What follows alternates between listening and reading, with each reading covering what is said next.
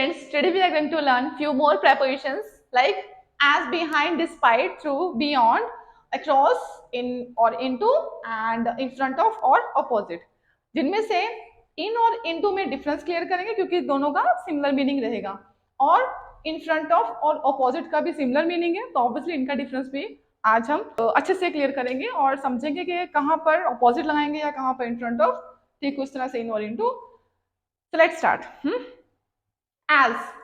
As use करते हैं ऐसे या फिर जैसे जैसे के लिए. For example, it is as easy, ये इस तरह से इजी है, बहुत इजी है, आसान है. एज एबीसी, जैसे एबीसी, राइट. ऐसे इजी है, ऐसे आसान है, ये इस तरह से जैसे जो है वो एबीसी होती है. ठीक है.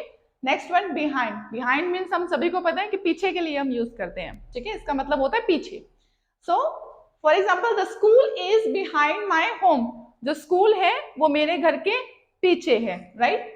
Next one, despite. Despite means बावजूद, कोई चीज होने के बावजूद भी जो है वह ये टास्क करता है, इस तरह से हम यूज करते हैं. For example, despite his fear, उसके डर के बावजूद Arjuna is able to act with courage, right. तो उसके डर के बावजूद अर्जुन क्या कर रहा है? He is able to act, अपना कर्म कर रहा है विथ करेज, करेज के साथ, उत्साह के साथ. ठीक है. आत्मविश्वास के साथ. चलिए next one, true. True means, true होता है जैसे आप मूवमेंट के लिए यूज करते हैं, जब कोई चीज मूव करती है या कोई भी ऑब्जेक्ट जब एक साइड से दूसरी साइड की तरफ मूव करता है तो वहां यूज करेंगे. For example, the blood flows, blood flow करता है थ्रू द हार्ट. हार्ट के थ्रू जो है ब्लड पूरी बॉडी में फ्लो करता है. ठीक है. आप आगे भी और ऐड कर सकते थे, in whole body. Next one, beyond.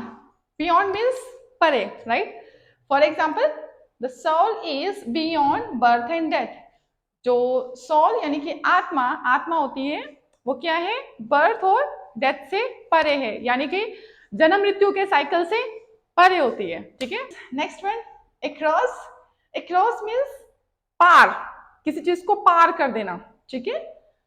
पार और परे में बहुत डिफरेंस है, हिंदी में भी. तो ऑब्वियसली कि बियॉन्ड और अक्रॉस बिल्कुल अलग हैं.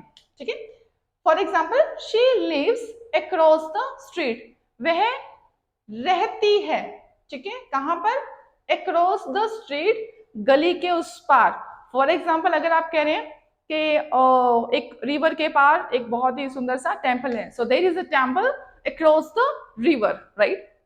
चलिए नेक्स्ट वन, इन और इनटू. दोनों का सिमिलर मीनिंग रहेगा. हिंदी में हम कह सकते हैं मे, तो हिंदी में मे के लिए हम यूज करते हैं इन और इनटू. दोनों में डिफरेंस क्या है कि इनटू हम यूज करते हैं जब भी मोशन में आपका जो है ऑब्जेक्ट रहेगा तो वहां यूज करेंगे. For example, we are in the class. अब यहाँ क्या है? इन द क्लास क्यों यूज किया? क्योंकि सिटिंग अरेंजमेंट है. हम सभी कहाँ हैं? हम सभी क्लास में हैं. So we all are in the class. Next one, into के लिए, he can dive into the water. अब क्योंकि डाइव कर रहा है, यहाँ एक्शन क्या है? डाइव मीन्स डुबकी, तो डुबकी लगा सकता है, तो यहाँ एक्शन अगेन वो मूव करेगा आपका सब्जेक्ट. जबकि यहाँ क्या है? We are in the class, हम सभी क्लास में हैं. तो सिटिंग अरेंजमेंट में हमने क्या यूज किया है? इन, और मोशन के लिए into. Next one, in front of और ऑपोजिट.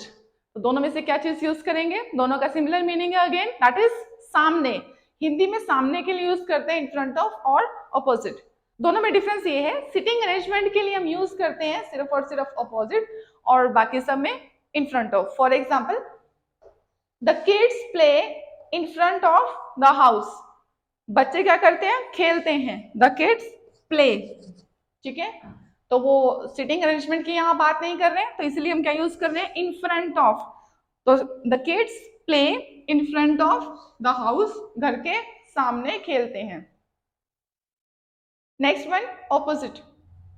ऑपोजिट सामने अगेन, लेकिन सिटिंग अरेंजमेंट के लिए यूज करेंगे. For example, the bus stop is opposite the school. जो बस स्टॉप है वो स्कूल के सामने है, राइट.